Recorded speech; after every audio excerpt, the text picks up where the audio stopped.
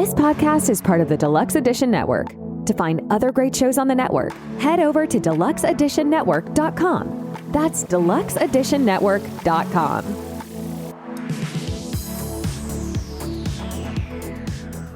Word of mouth.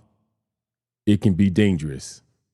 People all over this country get convicted every day based on word of mouth testimony with no evidence. But what happens when the person that is convicted, you know? What happens if that person that is convicted, you know, would never do the crimes that he was accused of? Now what happens if that is your brother? You become aggravated.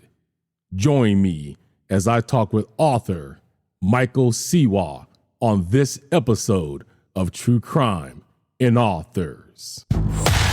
Welcome to True Crime and Authors Podcast, where we bring two passions together. The show that gives new meaning to the old adage, truth is stranger than fiction. Here's your host, David McClam. What's going on, everybody? Welcome to the episode of True Crime and Authors. Of course, I am your man, David McClam. Hey, if you guys haven't already, make sure you're checking us out and following us on all of our social media. One link to a link tree will get you every link you need for the show in the show notes.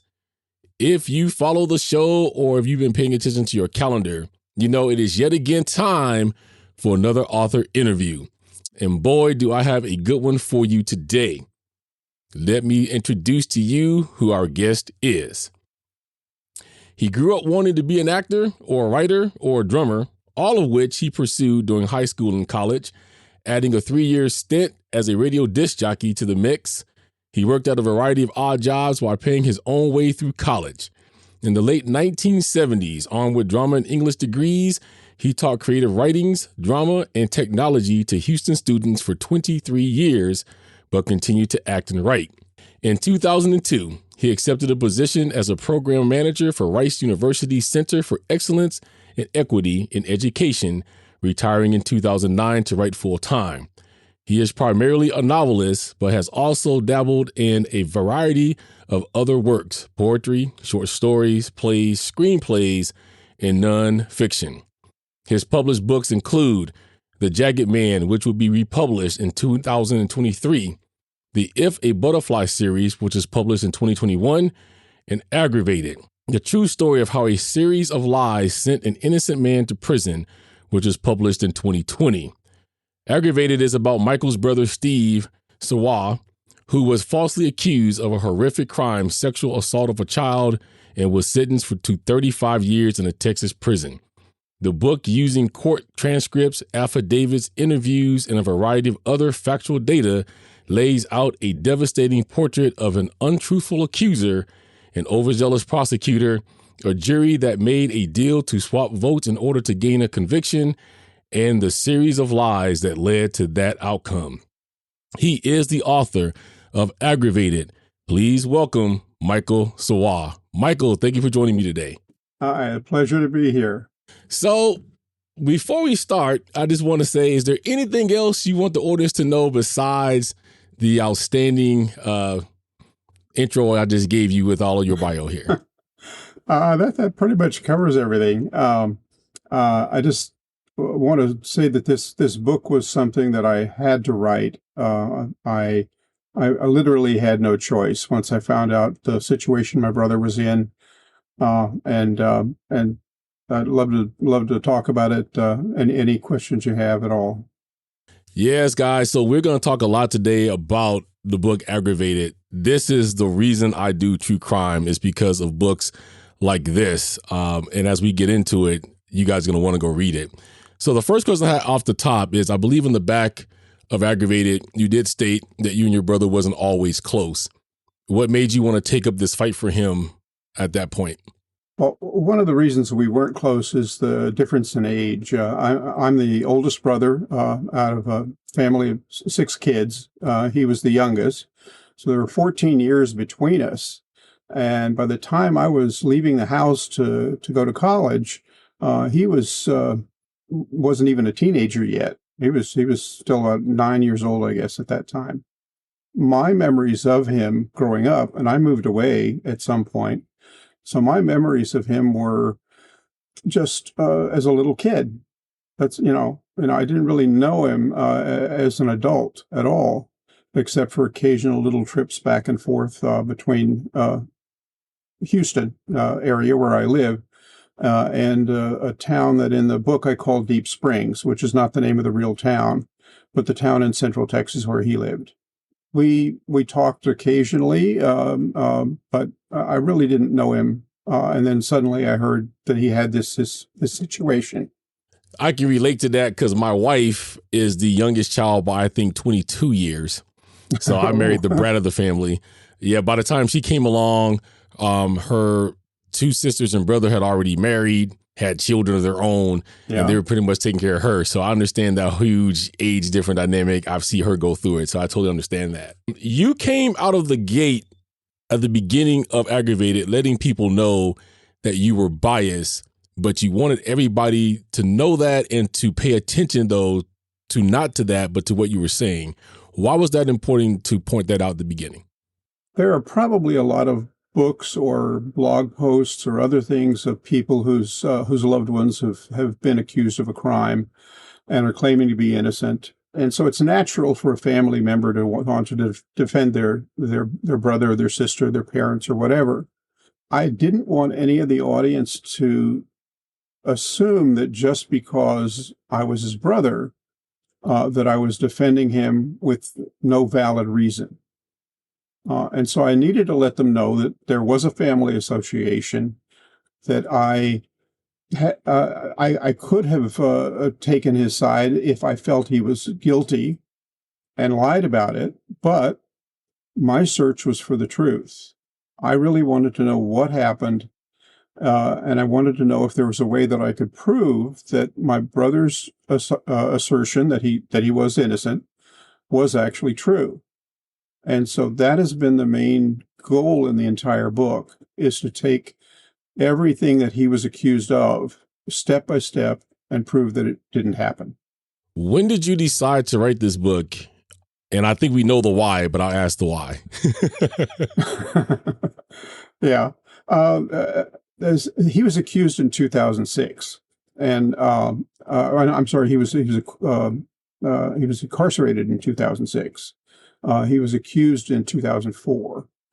I didn't really hear about it till close to the time of the trials, and that's all covered in the book. But after he was incarcerated, he decided to defend himself, and he was appealing his case. I helped him with the appeals, an English major and teacher. And so basically I was correcting his grammar. He'd send me the appeals and we'd go over it.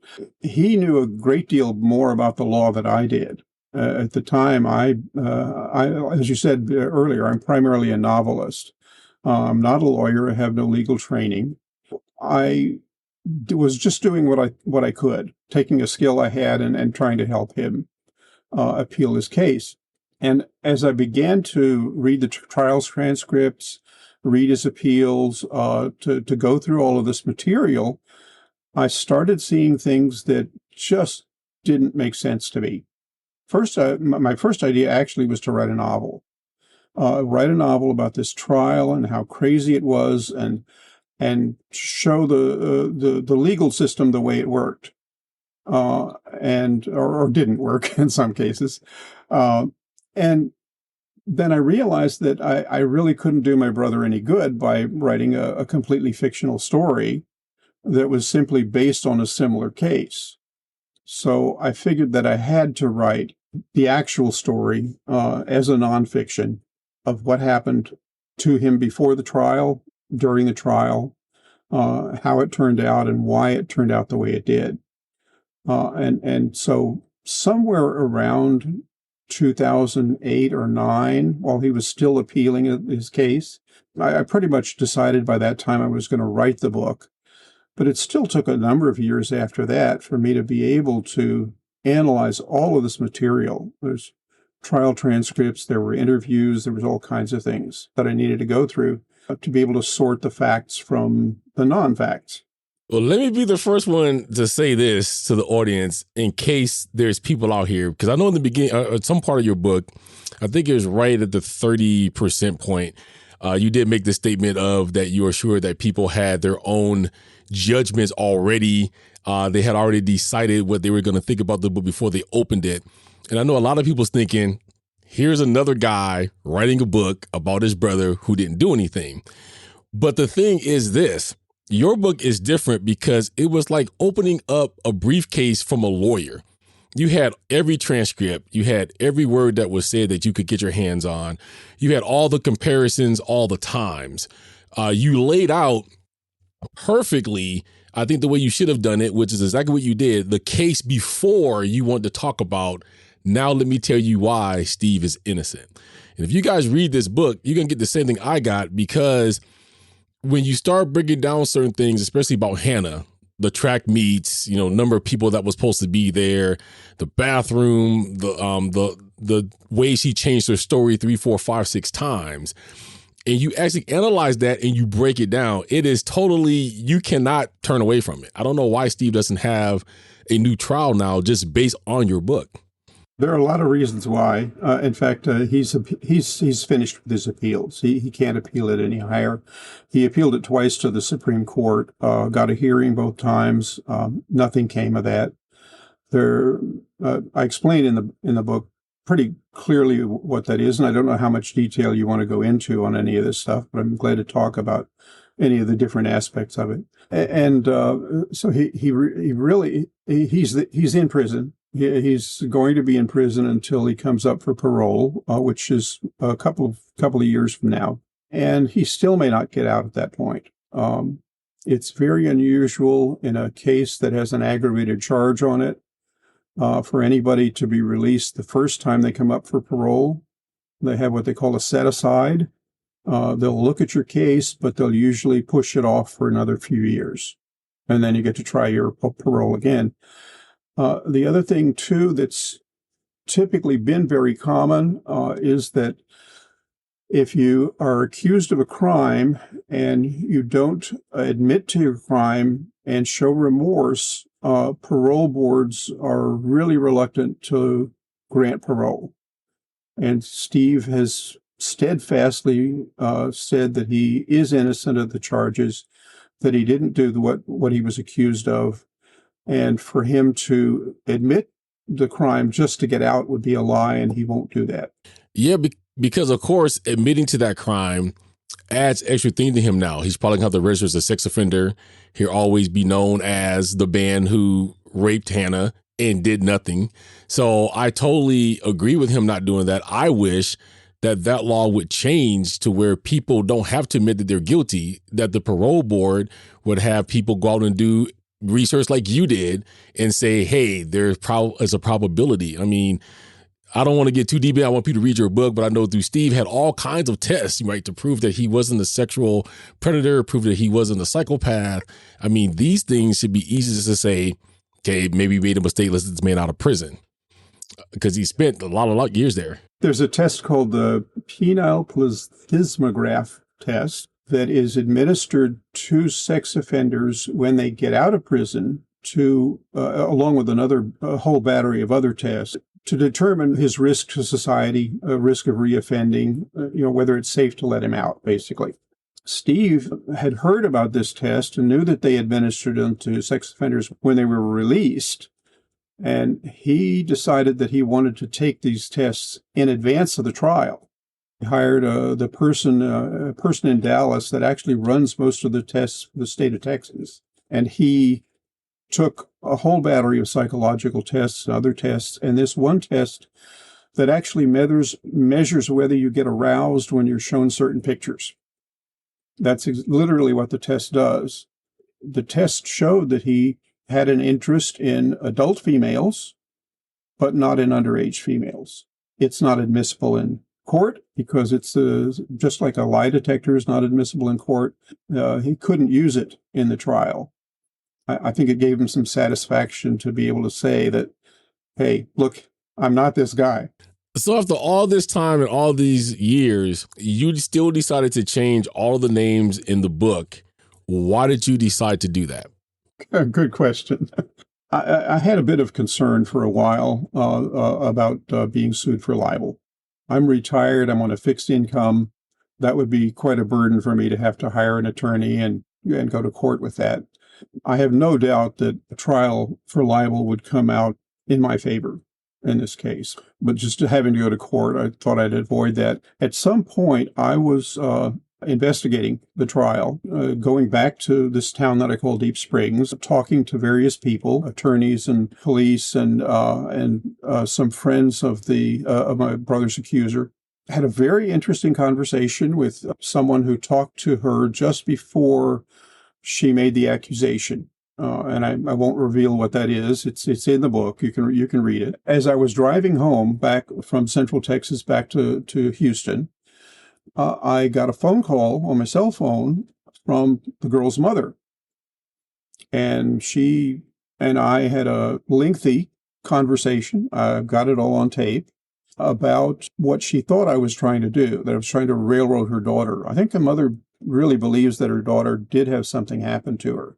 I'm still open to believing that somebody did molest her. What I think I've proven pretty thoroughly in the book is that it wasn't my brother, if it did happen. During the course of talking to the girl's mother and seeing how worried she was and how upset she was, I promised her that I would be using pseudonyms for her daughter and for her. I decided at a later point, people could still figure out who she was if I used real names of the town, of other people. It's not a huge town. People would figure it out.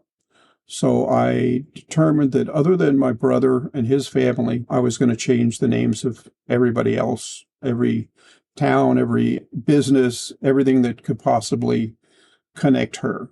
So in a way, I'm protecting her from being discovered for the sake of being able to tell the story as completely and as fully as I could. So Hannah, which is the name you chose to give her, she's a grown woman now. Yeah, she's probably 30. Why do you think that she's never come forth with the truth? I honestly don't know. I wish at some point that she would be able to read the book and might spur her to come forward. Quite honestly, I think she probably thinks about it from time to time, and hopefully maybe she has some regret for what she did, but I can't speak for her. I don't know. Well, I hope she reads it too and something jars that, because, from reading the book so far, I do believe that something probably happened to her. I won't go real deep into it so people can read it, but, the Billy Gasnick case came up and the possibilities of all of that. It does feel to me that she's protecting somebody and Steve just made a perfectly good scapegoat, which kind of brings to the next question of, do you feel that he was set up for this? Not intentionally. I really don't. Part of what I think was happening was that she and some of her friends got together from time to time for sleepovers and parties and stuff, sort of played truth or dare kind of games or things like that. And at some point, she started saying she was having sexual experiences with an older guy. And I think that this was just something that she decided to do at this party maybe for fun, for whatever. But over time, I think she had to continue to do that and continue to embellish those stories and add to them.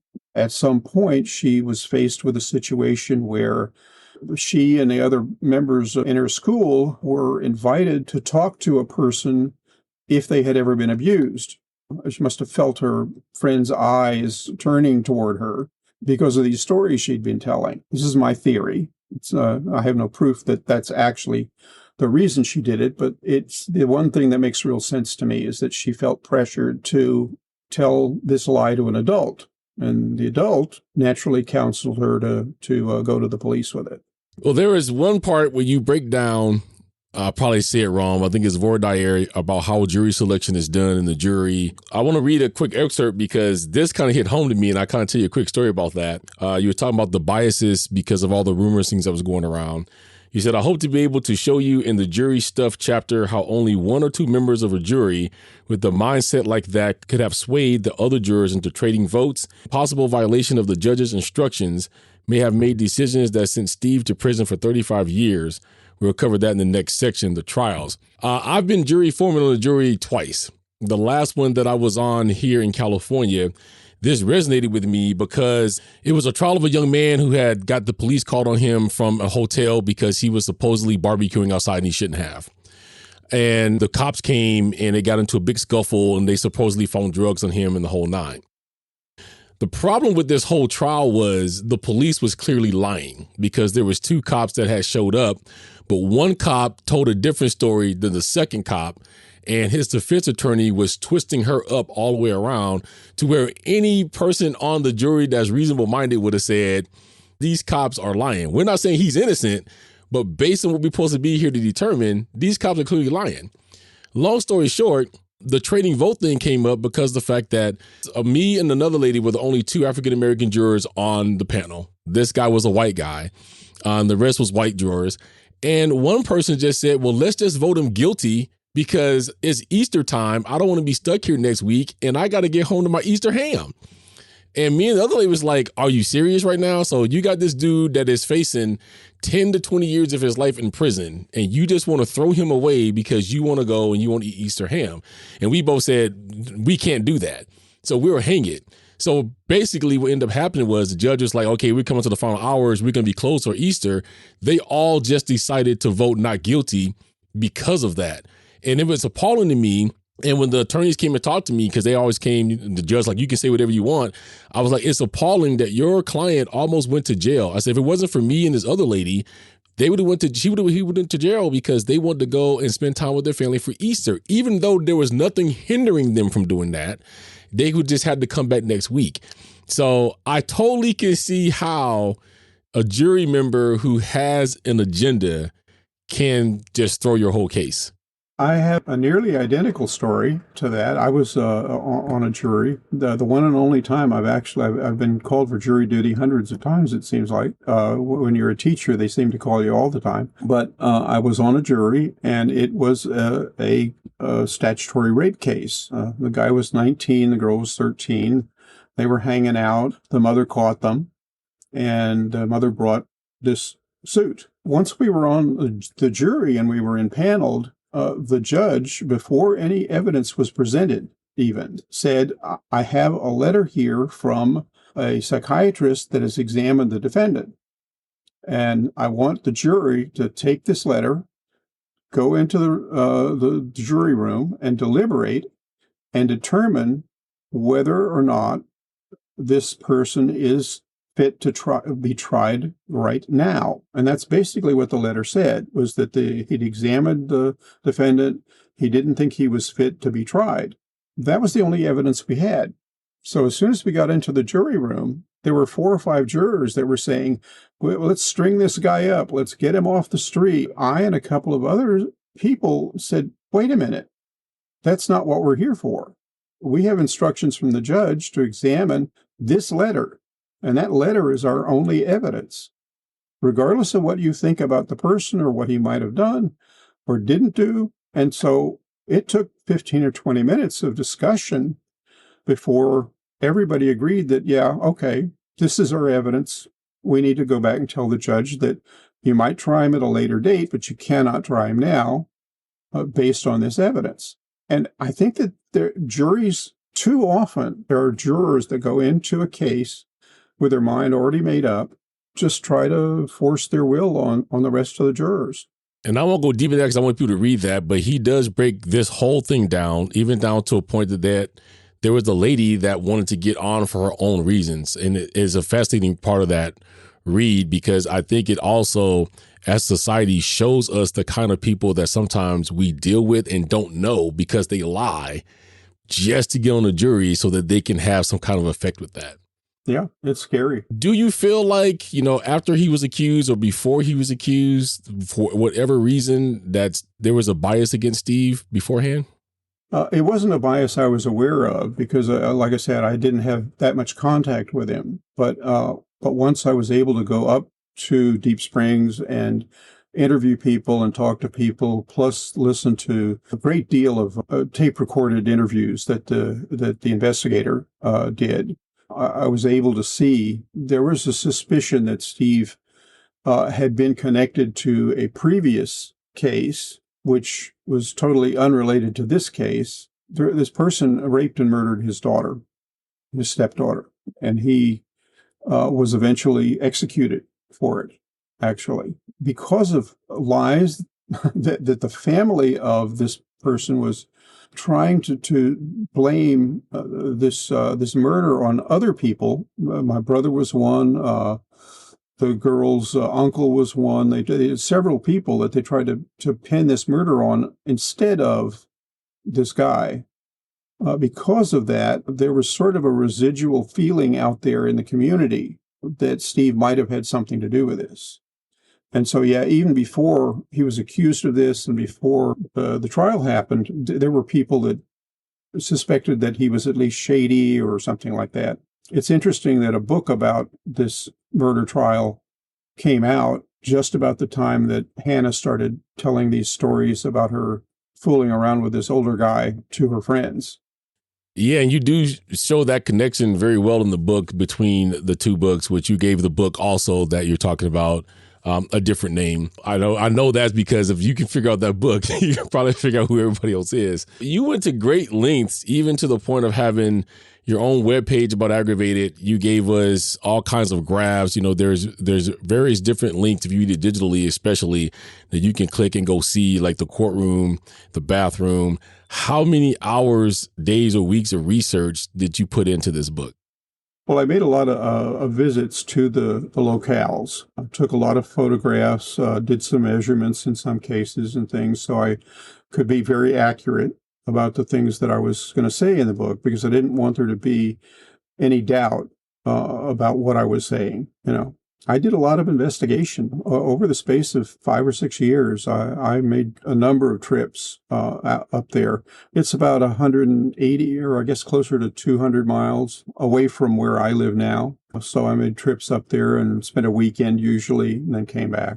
Talked to as many people as I could every time I was there, just to try to establish as much fact as I possibly could on my own. When you went and investigated this, did you get anybody that showed any kind of hate towards you or ask you why you're doing this, or just say, just give up, your brother's guilty? There was a point at which, especially after the mother called me on the phone and we had our talk, people refused to talk to me. When I called them on the phone or sometimes when I appeared at their doorstep. But there still were some people who were willing to talk to me.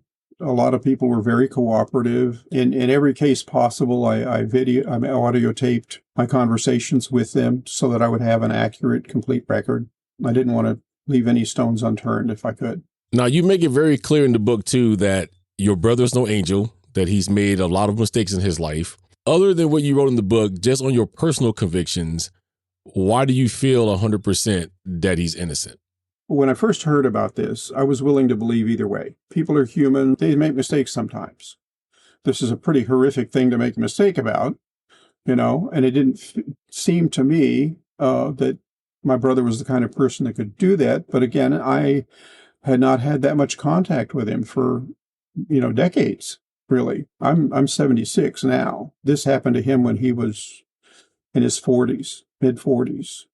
I did the best I could with what I had, I guess is what I'm trying to say. But the first time I visited Steve, let me put it this way. I said, before I go any further with this, I need to ask you one question. First time I visited him in prison, I'm saying. I said, did you do this? He seemed shocked that I would even ask him that. He said, no, I didn't do it. It never happened. There's no way I would have done that. So if nothing else, by having that statement from him, I had as much evidence of his guilt or his innocence as anything that anybody had accused him of. He was convicted on the word of somebody else. There was not another single person throughout the trial that had any evidence of any kind. And the remarkable thing is that some of the accusations she made about him said that there were people in the room, even on the same bed, when she was molested. The more I looked at it and the more I analyzed her statements, I couldn't believe it. And I think that's why I spent so much time going back, because I would read these things and then I was like, wait, is that really what happened? Like, for instance, I'll just give one, this shit with the appetite. You talked about a cross-country meet that she said that she ran. She came in 16th out of 300 people. Now, I ran cross-country in high school, and when I read that, I'm like, I've done a lot of meets, and I can't name one where there's 300 people. If we were lucky, we had 100, but usually it's somewhere between 20 and 50 in the middle range of that runs these meets. That's just one thing, guys, that's in here that he breaks down, because that's one of her stories. Like you say, you call it the first lie, and that's why. And I mean, you went to great lengths calling coaches and everybody. So yeah, I probably spent as much time investigating that one thing as anything else. And it didn't actually have anything to do with the trial, except that it was something that she claimed to be true in the trial. And since I had a transcript, which was legal document, of her saying that, and have her on an interview, a taped interview with an investigator, saying the same thing, but with slightly different twists each time she said it, I figured that this is something that I needed to do to be able to just illustrate her pattern of lying. Now, I know that you said that all of his appeals are done. I know there's been cases in history where attorneys will come back and say, hey, we may have some more evidence and we want, to go to a judge or whoever to see if we can get this reopened. Is it possible that can happen with Steve? And is there anybody legally still working on his case right now? Nobody working on his case as an appeals attorney. I believe he's at the point of trying to hire a parole attorney to be able to prepare him for the parole and make sure that he gets the fairest possible hearing in front of the parole board. I'm trying to remember how long ago it was. It seems to me like it's been something, maybe close to 10 years when his last appeal went through. We thought we had I know we had some new evidence that actually implicated not only this juror, but possibly even the judge. And we put it into an appeal. We sent it up to the court, and they said, nope, it's been too long. We won't even look at it. It's called the rule of latches. You have a specific amount of time. And they said no. And I think they were trying also to negate that evidence that we had, simply because we could have discovered this evidence earlier because it had been published in a newspaper. Since we weren't even looking for this kind of evidence, we didn't see it till a decade after it happened. Wow. That's all in the book. I won't go into detail with it, but yeah. Yeah, that's all in there. Yeah. Is Steve bitter? I mean, I know you've talked to him since then. What's his feelings on this? He's in jail for something that he didn't do and he's paying this price. Is he bitter? What's his spirit like? He's great. He's actually, I wouldn't say he's thriving, but he finished an undergraduate degree in college. He's taken several courses in trade skills. He's learning air conditioning repair right now, and he's looking forward to being out in the real world again. I think that keeps him alive. He's not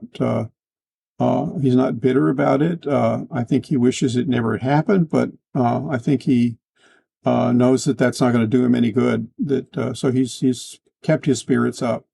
And you can answer for Steve too. Maybe you've had this conversation with him. Do you two feel like that there could have been more that could have been done for him to prove his innocence, but now they have the person that they say did it and they're not going to let go of that? Literally, that's, I think, why it happened to him, is because once he was accused, they never really did any investigation. They didn't look for anybody else, any other possible, reason why it might have happened. As far as I know, they never actually, I'm talking about the sheriff's department or the courts, never actually investigated any of her friends. She claimed over and over again that she's told all of her friends all of this different stuff. But to my knowledge, they never investigated her. They just took her word and ran with it. And unfortunately, that happens a lot. I've told my wife has a friend who had a daughter whose mom put her to do the same thing. Now, he didn't end up going to jail because they found out the truth. But I think the one thing that people need to understand is there's power in words, and especially nowadays with children, if a child says this happens, you're supposed to run with that. And sometimes you don't stop to look into it beforehand and ask yourself common sense questions, because there was a lot of common sense things in there. No, I'm not saying you shouldn't believe your child. Sure, go to the authorities, but the authorities should have the wherewithal to look deeper into that before they put somebody away for practically what could be the rest of his life, going to jail like 40, 35 years. It's a long time.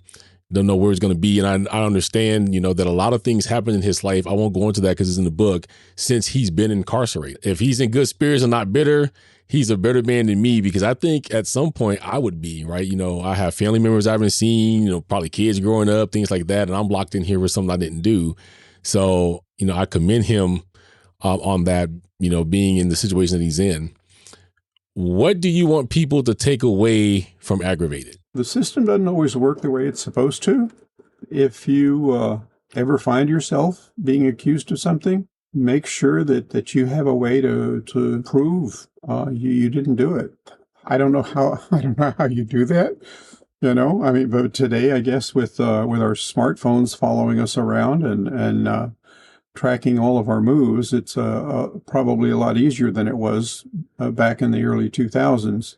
She was able to accuse him of all kinds of things because he had no way of actually proving that he wasn't there or didn't do anything, because it was just her word. Yeah, and I hope people is listening that, yes, things can happen to you just based on words, and that's really what this whole case is. In closing, what would you like to say to all of your fans and readers out there? Keep reading. Reading's good for you.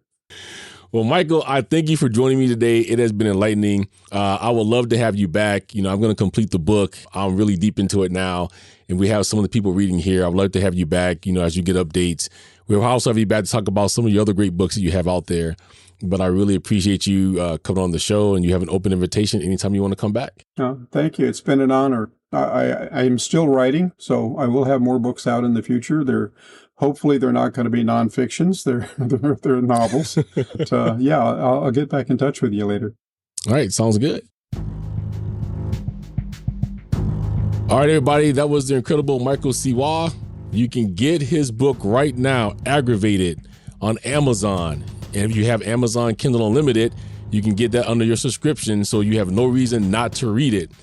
I always remind you guys of this, but he doesn't make a dime unless you are flipping pages. So just don't download it. Make sure you read it. Let's support him and his brother Stephen. I believe when you read this book, you will have the same thoughts that I have and that Michael has, which is that Stephen is completely innocent. All right, guys, I thank you for tuning in. Everything you need to know about Michael will be in the show notes, as well as on my website attached to his episode. So make sure you do check him out.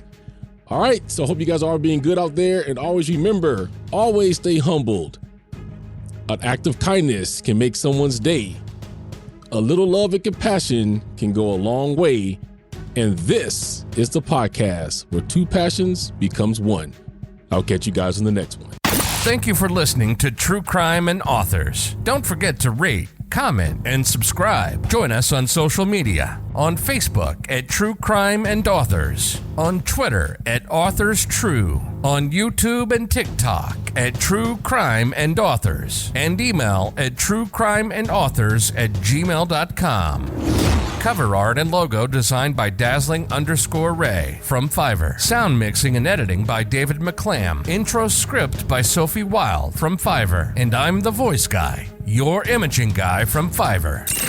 See you next time on True Crime and Authors.